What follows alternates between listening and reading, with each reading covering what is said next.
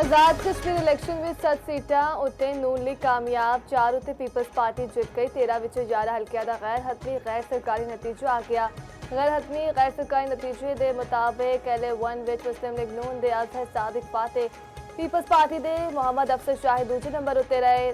LA2 तो peoples party दे कासिम मजीद 12,952 vote लेके कामयाब। नून लीग दे अजीम बख्श चौधरी 8,252 वोट मिले। LA3 तो PP उम्मीदवार यासिर सुल्तान जुट के। LA4 तो लीगी उम्मीदवार रुखसार अहमद कामयाब, रुखसार अहमद को 20,172 वोट पे। LA7 विच नून लीग दे तारिक फारूक जीत गए। साबिक वजीर आजम आजाद कश्मीर चौधरी अनवारुल हक नूं शिकस्त।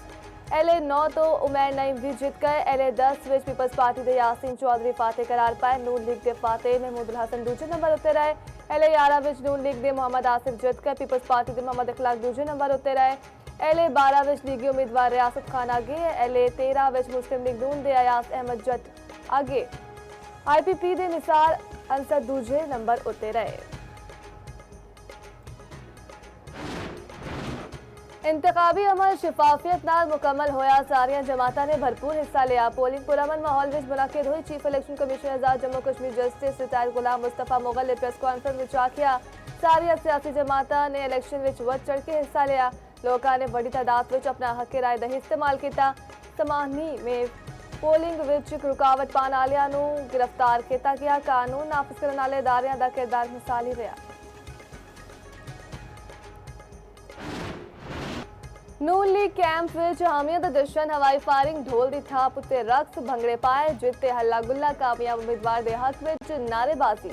अवाम ने शेर उत्ते मोहर ला के ऐलान कर दिता। आजाद कश्मीर दी तरक्की नून लीग नाल जुड़ी है। पंजाब दी सीनियर वजीर मरियम औरंगजेब दा एक उत्ते बयान आखिया, 21 जुलाई ने मुजफ्फराबाद पहला ही अपना फैसला सुना चुकिया। 2 अगस्त नूं भी कश्मीरी शेर उत्ते मोहर लान के।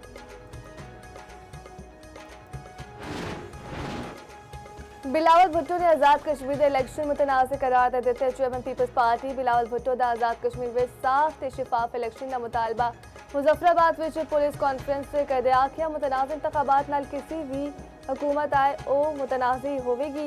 इलेक्शन कमीशन कश्मीर की तारीख विच अहम तरीन इलेक्शन है। मसाइल दे हल लई गैर मुतनाज़ा इलेक्शन जरूरी है। मुहाजिरीन की नशिस्तां दा मामला जिवें हल होना चाहिए, असी ओ नहीं होया। उम्मीद है इलेक्शन आजाद कश्मीर नूं बहरान तो कढणगे। नकियाल विच फायरिंग, एक बंदा जहां बाग 2 जख्मी हो गए। LA9 विच पोलिंग का अमल रोकना पिया। पीपल्स पार्टी के मुताबिक फायरिंग नाल पीपल्स पार्टी का कारकुन मुख्तियार यूनिस जहां बाग होया। नकियाल के पोलिंग स्टेशन 74 ते 119 विच भी वोटरां विच लड़ाई, 4 बंदे जख्मी। समानी विच पोलिंग स्टेशन 161 उत्ते कारकुन लड़ पाए, पोलिंग मुअत्तल करना पई। हल्का LA6 समानी भिंबर विच पोलिंग स्टेशन उत्ते लड़ाई। TRO भिंबर के मुताबिक लड़ाई के बाद बैलेट बॉक्स नूं अग ला दी गई। समानी दे चौक पोलिंग स्टेशन तो बैलेट बॉक्स चुक लिते गए। सिस्टम कमिश्नर PDSP ते SHO समानी मुअत्तल। इस्तेकाम पाकिस्तान पार्टी दे भिंबर तो उम्मीदवार अली शान सोनी गिरफ्तार। कमिश्नर का आखना है कि उम्मीदवार अली शान सोनी साथियों के नाल 4 पोलिंग स्टेशनों तो बैलेट बॉक्स चुक के लै गए। पोलिंग स्टेशन रोमलो विच मुबैना फायरिंग, एक बंदा गिरफ्तार। LA6 विच हंगामा राय ते डिस्ट्रिक्ट मजिस्ट्रेट दा सख्त नोटिस, मुलविस बंदियां दी गिरफ्तारी लई छापे भी गिरफ्तार।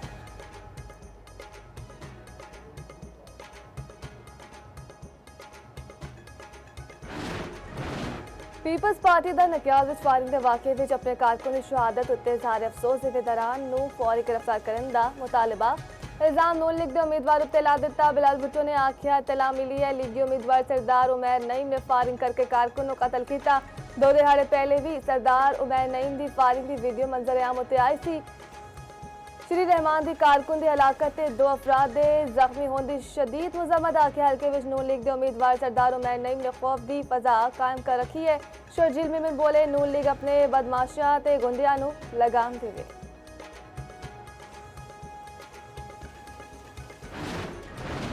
मुस्लिम लीग नून के सैनेटर राना सनाउल्ला ने आखिया, आजाद कश्मीर विच फायरिंग विच एक शख्स जहां बाग ते कुछ अफराद जख्मी हुए। मामूली वाकियात ने इस एक वाक़े के सिवा कोई वड्डा वाक़या नहीं होया। मजमूई तौर उत्ते आजाद कश्मीर विच पोलिंग के इंतजाम चंगे किए गए। वफाकी वजीर अमीर मुकाम ने पीपल्स पार्टी का धांधली का इल्जाम नून लीग उत्ते आयद करन नूं मुस्तरद कर दिता।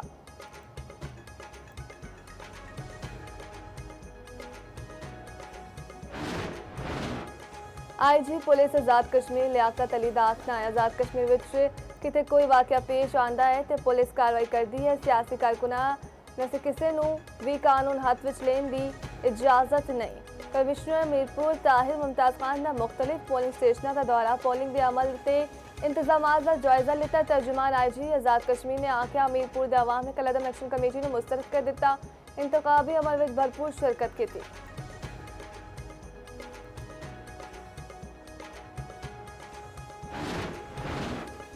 पीपल्स पार्टी का कोटली आज़ाद कश्मीर विच नून लीग के उम्मीदवार उत्ते ठप्पे लाने का इल्जाम। नून लीग के इलेक्शन कमीशन आज़ाद कश्मीर उत्ते तनकीद। पीपल्स पार्टी के रहनुमा नदीम अफजल चंद ने आख्या जे इन्हां नूं पता होंदा वो जित रहे ने ते ए हटकंडे इस्तेमाल ना कर दे।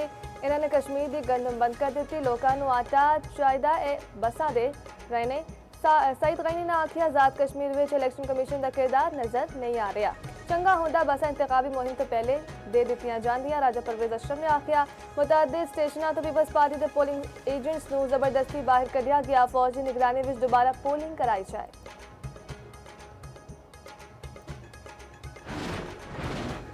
डीजल महंगा तो पेट्रोल सस्ता। आदमी मंडी विच खाम तेल दी कीमतां विच मुसलसल कमी के बावजूद पाकिस्तानी अवाम नूं रिलीफ न मिलिया। अगले 24 घंटे वाले पेट्रोलियम मसनूआत दी कीमतां तब्दील। डीजल ₹3.37 महंगा। नवी कीमत ₹386.83 फी लीटर मुकर्रर। पेट्रोल की कीमत में सिर्फ ₹1 की कमी। नवी कीमत ₹334.18 फी लीटर।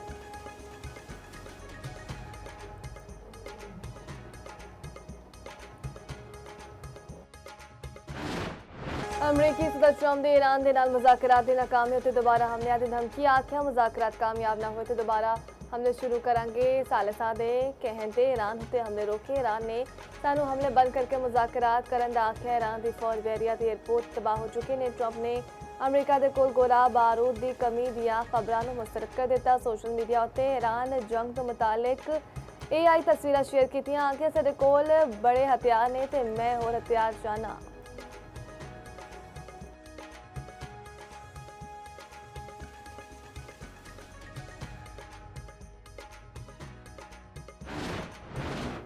अमरीका ने मुज़ाकरात की बहाली की दरख्वास्त नहीं दी। तर्जुमान ईरानी वज़ारत ख़ारजा इस्माइल बकाई ने आख्या सालिसा दे राही पैगामात दा तबादला जारी है। फिलहाल साडी कोई गलबात नहीं हो रही। तवानाई दी कीमतां वधन ते अमरीका मुज़ाकरात लई आ जांदा है। नायब ईरानी वज़ीर ख़ारजा काज़िम गरीब आबादी ने आख्या मुज़ाकरात विच अमरीकी तजवीज़ां मुस्तरद कर दित्तियां। इकदाम अमरीका दे बेजा मुतालबात की वजह नाल कीता। इस्लामाबाद विच गलबात शुरू हुई सी। ईरानी वफ़द ने मनसूबा वाज़े तौर पर मुस्तरद कर दिता। अपना हुर्मत से रखने की पॉलिसी बरकरार है। ए बावकार सिफारतकारी की मिसाल है।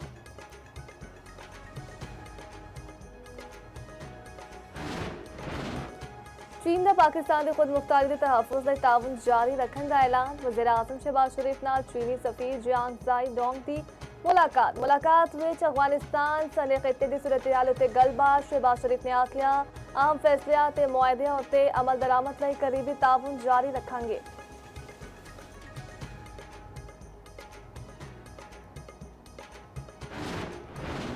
अमरीकी ऐवान नुमाइंदगान दे रुकन रियान कैथ ज़ेंके ते माइकल जेम्स दा GHQ का दौरा। फील्ड मार्शल सैयद आसिम मुनीर दा मुलाकात। ISPR के मुताबिक मुलाकात विच दिफाई ताउन इक़्तिसादी रवाबत ते बामी दिलचस्पी के अमूर उत्ते तबादला ख्याल। फील्ड मार्शल ने पाकिस्तान की वसी इक़्तिसादी सलाहियतां नूं उजागर किया। आख्या पायदार इलाका इस्तेहकाम दा निसार इक़्तिसादी तरक्की तजारत के फरोग ते इलाकाई रवाबत उत्ते है। अमरीकी वफ़द ने इलाकाई इस्तेहकाम ते इक़्तिसादी मजबूती विच पाकिस्तान के अहम किरदार नूं सराया। दूजे पासे फील्ड मार्शल सैयद आसिम मुनीर नाल जनरल आमिर रज़ा की मुलाकात। ISPR के मुताबिक नेशनल स्ट्रैटेजिक कमांडर दे नवे कमांडर मुकर्रर होने उत्ते जनरल सैयद आमिर रज़ा नूं गार्ड ऑफ ऑनर पेश किया गया।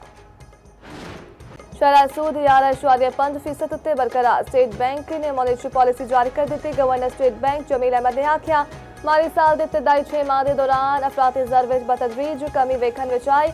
सितंबर के बाद अफराती ज़र विच मज़ीद नुमाया कमी आन की तवक्को है।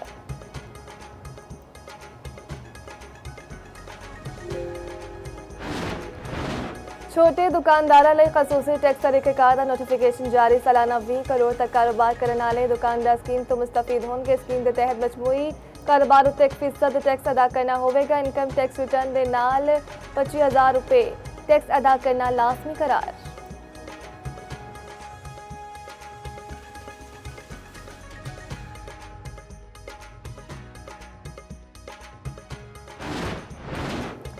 ਦਰਿਆਵਾਂ ਵਿੱਚ ਪਾਣੀ ਦੀ ਸਤ੍ਹਾ ਬੁਲੰਦ, ਮੌਨਸੂਨ ਬਾਰਿਸ਼ਾਂ ਦੇ ਬਾਅਦ ਸੈਲਾਬੀ ਸੂਰਤ-ਏ-ਹਾਲ। ਕਈ ਇਲਾਕਿਆਂ ਦੀ ਸੂਰਤ-ਏ-ਹਾਲ ਬਾਰਿਸ਼ ਰੁਕਣ ਦੇ ਬਾਅਦ ਵੀ ਅਬਤਰ। ਕਮੋਕੀ ਦੇ ਪਿੰਡ ਰਾਜਾ ਦਾ ਸਰਕਾਰੀ ਸਕੂਲ ਪਾਣੀ ਵਿੱਚ ਡੁੱਬ ਗਿਆ। 4 ਫੁੱਟ ਤੋਂ ਵੱਧ ਬਾਰਿਸ਼ ਦਾ ਪਾਣੀ ਜਮ੍ਹਾਂ। 6 ਰੋਜ਼ ਲੰਘਣ ਦੇ ਬਾਵਜੂਦ ਪਾਣੀ ਨਾ ਕੱਢਿਆ ਜਾ ਸਕਿਆ। ਫਿਰੋਜ਼ਵਾਲਾ ਵਿੱਚ ਸੈਲਾਬੀ ਪਾਣੀ ਆਬਾਦੀਆਂ ਵਿੱਚ ਵੜ ਗਿਆ। ਰੇਲਸੀ ਵਿੱਚ ਬਾਰਿਸ਼ ਨਾਲ ਖਸਤਾ-ਹਾਲ ਮਕਾਨ ਦੀ ਛੱਤ ਡਿੱਗ ਗਈ। 6 ਸਾਲਾ ਬੱਚੀ ਜਾਂ ਬਾਗ, 5 ਬੰਦੇ ਜ਼ਖਮੀ। ਸ਼ੀਚਾ ਵਤਨੀ ਦੇ ਨਵਾਹੀ ਪਿੰਡ ਵਿੱਚ 13 ਮੰਜਾ ਬਰਸਾਤੀ ਨਾਲੇ ਵਿੱਚ ਡੁੱਬ ਕੇ ਹਲਾਕ। ਦਰਿਆ ਸਿੰਧ ਵਿੱਚ ਤੌਂਸਾ ਦੇ ਨੇੜੇ ਕਸ਼ਤੀ ਪੁਲ ਨਾਲ ਟਕਰਾ ਕੇ ਉਲਟ ਗਈ। ਕਸ਼ਤੀ ਵਿੱਚ ਸਵਾਰ 4 ਅਫਰਾਦ ਦਰਿਆ ਵਿੱਚ ਡਿੱਗ ਗਏ। ਰੈਸਕਿਊ ਕਰ ਲਿੱਤਾ ਗਿਆ।